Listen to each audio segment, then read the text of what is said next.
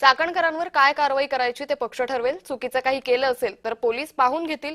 मंत्री छगन भुजबळांनी चाकणकरांबद्दल ही प्रतिक्रिया दिली आहे. अरेस्ट झालेली आहे. जोपर्यंत हा पॅन्डोरा बॉक्स उघडत नाही तोपर्यंत सगळे दबून असतात. पण एकदा अशी कारवाईला सुरुवात झाली की ज्यांच्यावर अन्याय झालेला आहे, ज्यांच्याकडे जास्ती माहिती आहे, ते ताबडतोब जे आहे त्या तपास यंत्रणेकडे जातात आणि ती माहिती पुरवतात आणि त्यातून मग आणखी काही केसेस तयार होतात. पक्षाच्या ज्या महिला अध्यक्ष आहेत या संदर्भामध्ये पूर्ण अधिकार जे आहेत हे पक्षाला आहेत, त्याच्यामध्ये शासन येत नाही. आता त्या बाबतीत काय करायचं आहे ते पक्षश्रेष्ठी आहेत.